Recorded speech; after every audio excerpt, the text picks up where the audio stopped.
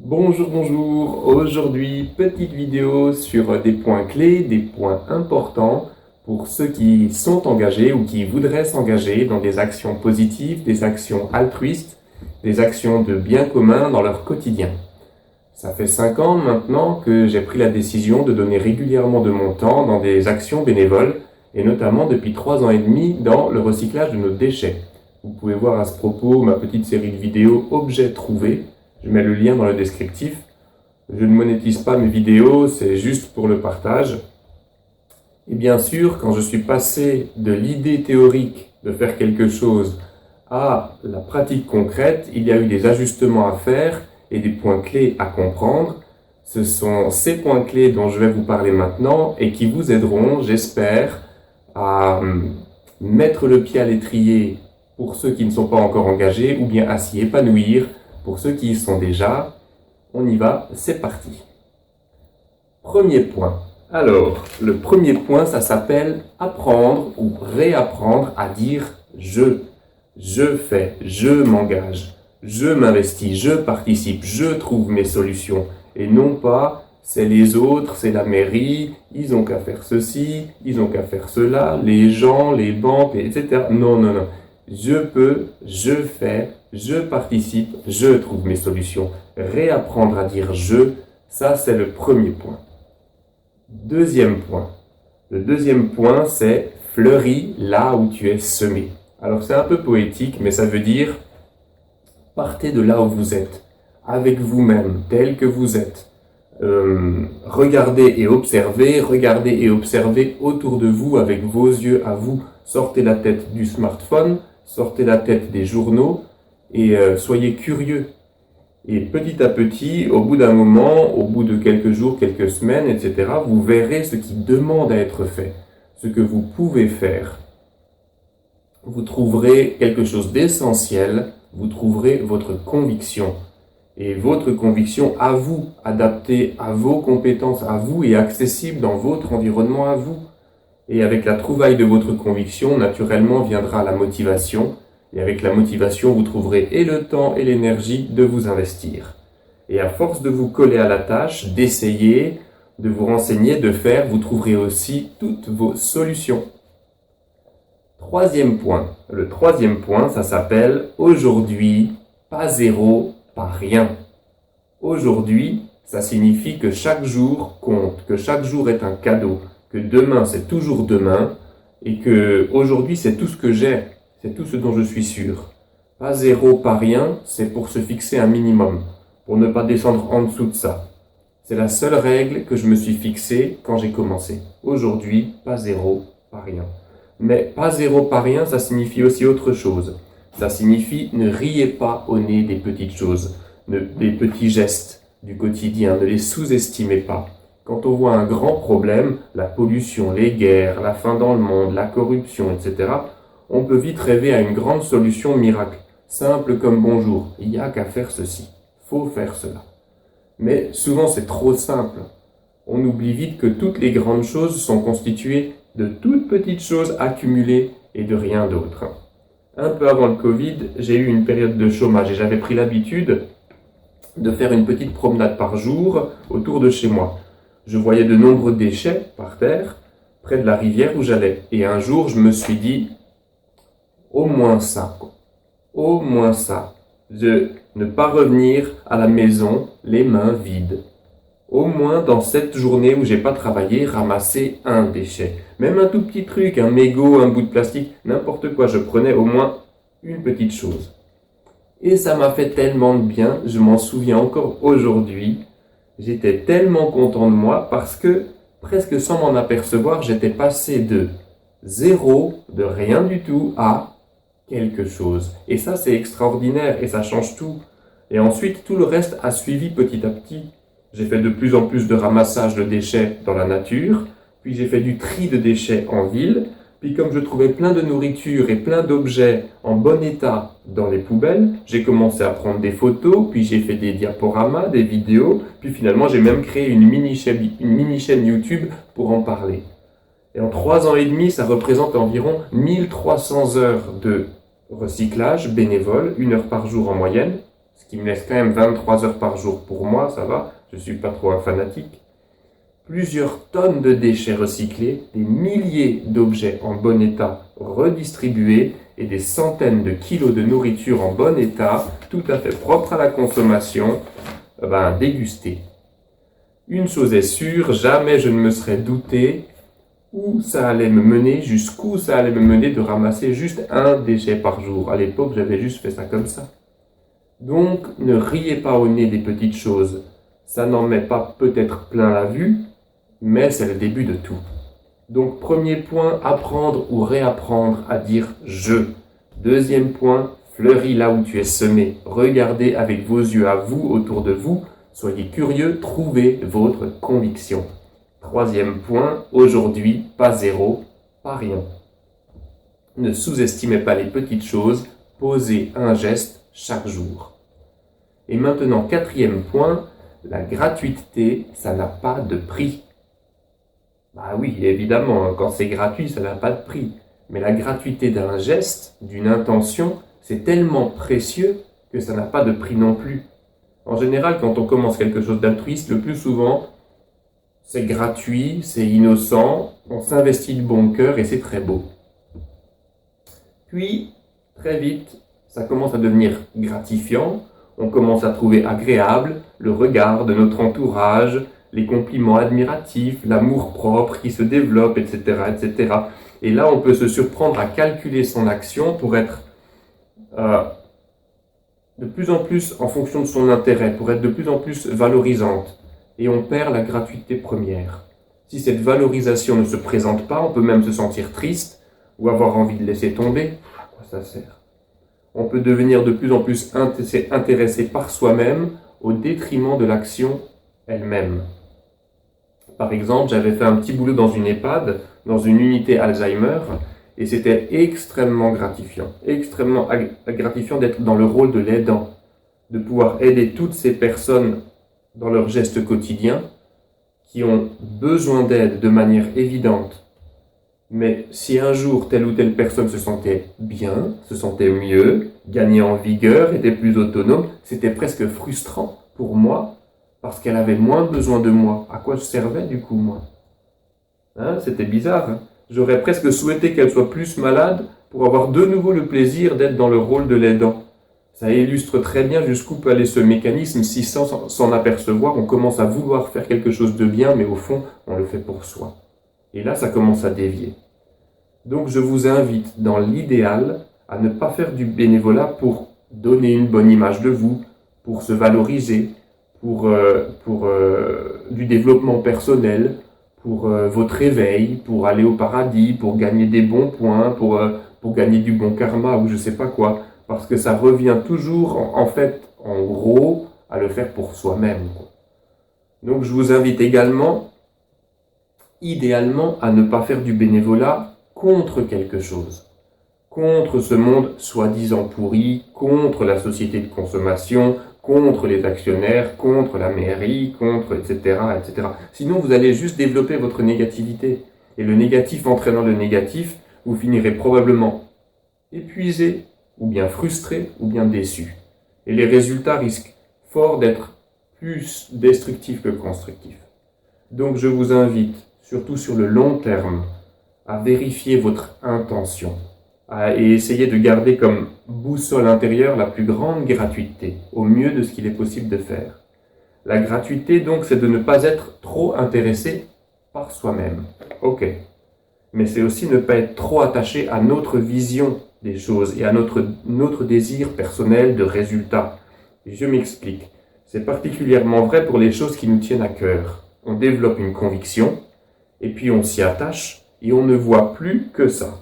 On ne voit plus que notre petite action personnelle. Ça m'est arrivé.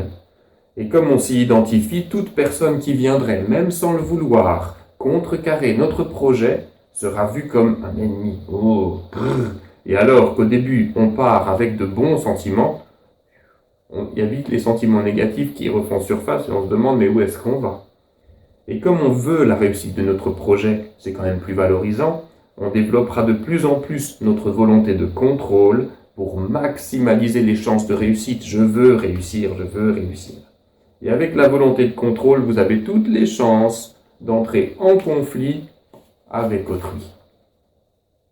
Peut-être même que focaliser sur votre conviction, vous donnerez à votre projet une importance si supérieure que vous vous surprendrez à pousser les autres et à jouer des coudes pour réaliser votre projet à vous, pour décrocher votre subvention ou même simplement prendre telle place de parking. Parce que moi, ce que je fais, c'est important, c'est beau, c'est altruiste, je veux faire quelque chose. Peut-être que l'autre personne devant vous était aussi en train de faire quelque chose d'important. Donc voilà un exemple pour illustrer ce point. J'ai vu des militants sociaux être pleins d'enthousiasme, avec de bons sentiments et de beaux idéaux avant une élection, et devenir presque haineux ou, et j'en ai vu, dépressif après une débâcle électorale. On part avec le désir de faire quelque chose de bien et on finit par faire tout l'inverse et n'exprimer plus que de la négativité, parce qu'on est trop focalisé sur notre vision des choses et notre désir personnel de résultat. Donc ayez votre conviction, trouvez-la et suivez-la, mais ne vous enfermez pas dedans. Ne vous crispez pas non plus sur le résultat, ne vous cramponnez pas au résultat, ne faites pas du résultat votre raison d'être. Essayez plutôt de vous rappeler, tout en faisant de votre mieux, qu'il y a beaucoup de facteurs inconnus et incontrôlables qui entrent toujours en jeu. Et pour aussi forte et nécessaire que soit votre conviction, elle ne sera toujours qu'un point de vue particulier parmi d'autres. Gardez un esprit ouvert tout en mettant en action votre conviction. Ça vous aidera à lâcher prise et à relativiser quand le succès n'est pas au rendez-vous, ce qui arrive, et à ne pas vous effondrer ou vous mettre en colère si les résultats sont contrecarrés. Poétiquement, on a plus droit à l'action qu'à ses fruits. Donc tout ça montre bien que l'attitude et l'intention sont importantes et qu'elles méritent une certaine attention de votre part. Toutefois, dans l'action altruiste, personnellement, je ne mets pas mon focus central sur mon attitude et mon intention. C'est encore basculé dans un extrême. Ça reviendrait encore à tourner et à retourner en rond dans le bocal de l'égocentrisme. Mon attitude, mon intention, moi. Par contre, je vous conseillerais plutôt de mettre le focus sur l'autre ou sur la demande de la situation, ce qui s'accompagne naturellement d'une certaine mise à l'arrière-plan de soi-même.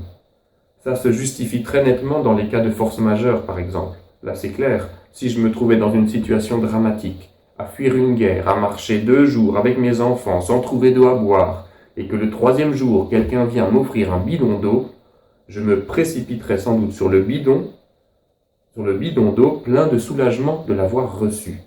L'attitude et l'intention de la personne qui m'a donné l'eau, à mon avis, je m'en ficherais pas mal, ça m'intéresserait pas. Peut-être qu'avec le recul j'y penserais, mais ça m'apparaîtra sans doute comme secondaire, même si ça peut jouer dans le ressenti du souvenir. Par contre, dans les situations qui n'ont pas d'urgence vitale, l'attitude et l'intention peuvent avoir autant d'importance que l'action elle-même, surtout si on est dans le rapport à l'autre. Par exemple, la manière dont on aborde une personne, la manière dont on va lui offrir un café, ça peut avoir autant d'importance que le geste lui-même, des fois même plus. Si je recycle juste des déchets en solo, l'attitude et l'intention que j'ai n'auront surtout d'importance que de moi par rapport à moi. Donc, mon attitude intérieure et mon intention ne devraient pas être, dans l'idéal, ma préoccupation première, ça c'est clair. Sinon, ce serait refaire de l'altruisme un petit moi. Toutefois, vous constaterez sans doute par vous-même que cela vous sera quand même nécessaire, sur le long terme, de pratiquer un retour sur soi, une veille par rapport à vous-même, une vigilance en arrière-plan par rapport à vos intentions et par rapport à votre attitude. Ça vous évitera de trop glisser dans les différents travers dont j'ai parlé. En conclusion de ce vaste 4e point, je vous invite à faire du bénévolat, à vous engager dans l'altruisme, quelle que soit votre intention, quelle que soit votre attitude première. L'action est supérieure à l'inaction. Et je vous souhaite de vivre cet état merveilleux où c'est la bonté de votre cœur qui pousse de l'intérieur. Et c'est là que ça devient beau. C'est quand la bonté du cœur pousse de l'intérieur presque malgré vous et elle cherche juste à sortir au dehors. quand on sent que c'est tout le bien qu'il y a en nous qui cherche à s'exprimer, cet élan du cœur qui veut casser la coquille. Comme un arbuste d'intérieur qui est trop à l'étroit, vous avez dans le coin d'une pièce, et dès qu'on ouvre la fenêtre, pouf, il y a une branche qui sort à l'extérieur. Ou bien comme dans un pot, vous avez toutes les racines qui sont collées, puis dès qu'il y a une fente, pouf, il y a une racine qui sort. C'est ça, c'est la bonté du cœur qui doit pousser de l'intérieur. Quand je fais du recyclage de déchets en ville, il y a des gens qui me disent « Vous méritez une médaille, monsieur » ou bien « Mais vous gagnez quelque chose au moins » ou encore « La mairie ne vous aide pas ». Je réponds souvent que si je devais être payé pour faire ça, ça me casserait sans doute les bonbons. Et que oui, je me plaindrais peut-être toute la journée des incivilités des gens, alors que si je fais ça de bon cœur, je peux garder le sourire. Ce qui nous amène au cinquième point, passer du négatif au positif, le vrai super pouvoir. Oui, passer du négatif au positif représente un vrai super pouvoir, bien plus authentique que la peau verte de Hulk ou les acrobaties de Spider-Man. C'est aussi une étape obligée. C'est une étape obligée quand on veut faire quelque chose de bien parce que ça permet d'aborder les problèmes et les difficultés sur le long terme de manière constructive et de garder le sourire. Ce sera donc beaucoup plus épanouissant pour vous, même si encore une fois ce n'est pas le but en soi, mais une nécessité pour continuer l'engagement dans le temps, et beaucoup moins névrosant. Pourquoi névrosant, le bénévolat? Parce que évidemment, vouloir faire quelque chose de positif, c'est devoir aller là où les choses le sont moins. Vous n'allez pas faire la vaisselle avec des assiettes propres. Il faudra de toute façon mettre les mains dans les plats gras, les plats sales et peut-être moisis depuis des jours. Or, à force d'être en contact avec du négatif, ça m'est arrivé aussi, vous risquez fort de vous laisser entraîner par le courant et de devenir vous-même négatif. C'est particulièrement vrai dans les rapports humains, dans le social, etc. Chaque personne est différente, ça c'est ok, mais personnellement, pour avoir un peu essayé d'aider mon prochain en autodidacte, j'ai vite arrêté parce que j'étais complètement débordé par la situation. Je vous recommande vivement, si vous souhaitez faire du social, de le faire à travers une association ou un groupe ou une structure qui soit à vos côtés. Tout seul, c'est quand même un peu risqué. Vous risquez peut-être de vous noyer. C'est alors vous qui aurez besoin d'aide. Imaginez le paradoxe. Recycler les déchets en solo comme je fais, c'est peut-être crado physiquement, mais c'est beaucoup moins perturbant émotionnellement qu'une relation d'aide avec un être humain qui porte de lourdes cicatrices psychologiques, par exemple. Dans tous les cas, si on sature, un bon antidote, c'est de prendre un peu de recul et de lâcher prise jusqu'à arriver à rire de soi, rire de la situation, etc. Passer du négatif au positif, c'est un changement de lunettes, un changement de vision des choses. Je me souviens que quand j'étais chauffeur de bus, durant les premiers mois, ça pouvait m'arriver d'être exaspéré et de ruminer de la négativité toute la journée pour une voiture mal garée qui empêchait le passage du bus et qui nous faisait tous arriver en retard. Mais qu'est-ce que les gens ont dans la tête? Il y en a qui s'en foutent de tout, ils pensent qu'à eux, c'est toujours pareil, etc., etc. Toute ma vision des choses était focalisée sur cette voiture mal garée. Jusqu'un beau jour où ma vision de la situation s'était un peu élargie, Dieu merci, et où j'ai constaté les 99 autres voitures de la rue qui étaient toutes bien garées. Et c'est ça, cette expérience, elle montre bien c'est quoi la négativité. La négativité, c'est une déformation de la réalité. C'est pas le point de vue réaliste. Non, c'est pas ça. C'est une déformation de la réalité. On ne voit plus que le point noir et on ne voit plus les 99 voitures qui sont bien garées. Sans compter que j'ignore tout de la situation de la personne qui s'est garée comme ça, au moins le bénéfice du doute, j'aurais pu lui accorder. Enfin, voyez. Un mécanisme similaire s'est produit quand j'ai commencé le recyclage des déchets. Au début, tout va bien, je suis heureux de faire quelque chose de bien, puis petit à petit, je me dis, il y a quand même beaucoup de personnes qui foutent rien, qui font pas le moindre effort, etc., etc. Devant la quantité de déchets balancés sans aucun tri, en 2020, avec du gâchis, en veux-tu, en voilà, je commençais à en vouloir à tout le monde. Quand je levais la tête des poubelles, je regardais les gens qui étaient dans la rue et je me disais, purée, il y a au moins 80% de ces gens-là, ils foutent rien du tout. Lui aussi, là, je parie, il fait rien. Et elle doit penser qu'à elle-même, etc. Je devenais complètement négatif. Complètement négatif. Rien qu'à recycler des déchets. J'arrivais même plus à sourire. Impossible, quoi. J'étais obligé, à un moment donné, de changer d'attitude et de changer de vision des choses. Premièrement, chaque personne est différente, avec une enfance et des convictions différentes. Qu'est-ce que j'en sais que ces personnes ne font pas des trucs super à côté? J'ai connu des personnes qui ne mangeaient pas bio, qui ne mangeaient pas éthique, qui fumaient, buvaient, qui ne recyclaient aucun de leurs déchets, mais qui faisaient plusieurs fois par semaine du bénévolat dans la distribution de colis alimentaires, et même qui hébergeaient une famille de réfugiés. J'ai vu des racailles, des derniers de la classe du fond du bus, qui ne payent jamais, qui crachent dans le bus, qui mettent leurs chaussures sur les sièges, qui font le souk, qui ralentissent le bus en empêchant les portes de se fermer pour faire attendre leurs copains, etc., mettant tout le monde en retard. Et qui, à un moment donné, je les vois aider spontanément une maman avec une poussette, des sacs de courses à monter, à descendre du bus. Vous voulez qu'on vous aide, madame, etc. Voilà. Il y a des groupes de rock, des groupes de rock qui vivent dans l'alcool, qui vivent dans la débauche, qui vivent dans la drogue, mais qui acceptent volontiers de se déplacer et de jouer gratuitement pour un concert caritatif. J'avais un voisin, un jeune, qui mettait du rap à fond. Horrible, horrible pour moi, horrible. Même portes et fenêtres fermées, j'entendais tout. Dans la première semaine où j'ai emménagé, quelqu'un toque à ma porte, avec dans les mains une lampe frontale. Tiens, tu verras mieux avec ça. Moi aussi, j'avais pas l'électricité quand je suis arrivé. C'était lui. Il m'avait vu dans mon studio sans lumière et a spontanément cherché chez lui une lampe de poche, c'était une lampe frontale, pour me l'apporter. Voilà, il y a du bien chez tout le monde. Qui suis-je pour exiger des autres la perfection et qui plus est une perfection selon mes critères personnels en plus? Un être humain avec que du négatif, ça n'existe pas. Il n'y a pas à juger. Et deuxièmement, à propos des déchets, les gens qui ne font pas le tri pourraient très bien aussi tout jeter par terre. Or, parmi tous les déchets que je recycle, il n'y en a que 5% peut-être que je ramasse par terre.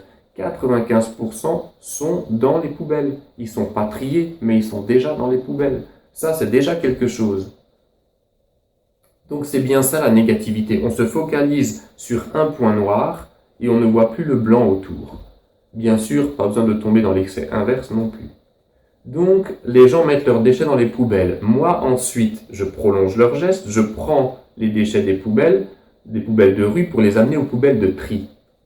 En somme, j'aime bien dire ça, retenez cette formule, je ne corrige pas un mal, j'améliore un bien. Et ça, c'est une petite formule qui change beaucoup de choses, et qui permet de garder une vision ouverte de la situation et donc plus juste. C'est aussi une phrase que je dis souvent aux personnes qui m'abordent dans la rue en me disant des choses comme « Ah, bravo pour ce que vous faites, monsieur, mais les gens sont dégueulasses. » Ou bien « Ils sont sales, les gens, monsieur. Allez, bon courage à vous. » Alors j'essaie de leur raconter un peu ce que je vous ai dit là. Donc, gardez le sourire. Gardez le sourire, ça vous sera nécessaire pour continuer votre action sur le long terme. Ce sera aussi beaucoup plus signifiant et incitatif pour les personnes qui vous voient faire. Plutôt que quelqu'un qui fait quelque chose de bien. D'accord, c'est beau, mais en tirant la tronche, en râlant, en critiquant les autres, la société, les politiques, les joueurs de foot, je sais pas quoi, etc., etc. Mère Teresa disait une phrase qui était très belle, elle disait « Le miracle, ce n'est pas que nous fassions ce travail, c'est que nous soyons heureuses de le faire. » Et dernier aspect, pour passer du négatif au positif, je me permets de vous donner un dernier conseil, n'écoutez pas trop les critiques. Oui, parce que même si des personnes me soutiennent, même si je reçois de temps en temps un compliment par-ci par-là, j'ai aussi essuyé des critiques et des réactions négatives, et ça vous arrivera sans doute. Ça fait partie du jeu, c'est la vie. Les déchets, c'est pas à moi de les trier. La mairie n'a qu'à le faire. Le recyclage, c'est pas vrai. Ils recyclent rien. Fouiller dans les poubelles, on peut pas tomber plus bas. Les dons d'argent, tu sais même pas ce que les assos en font. C'est que des arnaques. La pauvreté dans le monde, ça n'existe plus. Ils ont tous des smartphones. Avec tout ce qu'on donne à l'État, on n'a plus à rien faire de tout ça, etc., etc., etc. Quoi que vous fassiez, il y aura toujours des gens pour critiquer. Si vous allez à l'Est, on vous critiquera de ne pas aller à l'Ouest. Si vous allez à l'Ouest, on vous critiquera de ne pas aller à l'Est. Si vous écoutez des critiques, vous ne ferez plus rien. Et si vous ne faites rien, vous serez aussi critiqué. Donc n'écoutez pas trop les critiques, ne vous inquiétez pas trop de ça et qu'elles ne vous remettent pas trop en question. La plupart sont non fondées. En général, elles viennent surtout des personnes qui ne font pas grand-chose et qui font tourner en boucle le disque de la négativité. À l'inverse, quand vous commencez à faire quelque chose, vous rentrez dans un cercle positif, un cercle vertueux. Et là, vous rencontrez d'autres personnes qui sont engagées dans l'altruisme et même sur des thématiques qui ne sont pas les mêmes que les vôtres, vous devenez soutenant, vous devenez encourageant, vous vous réjouissez de ce que les autres font.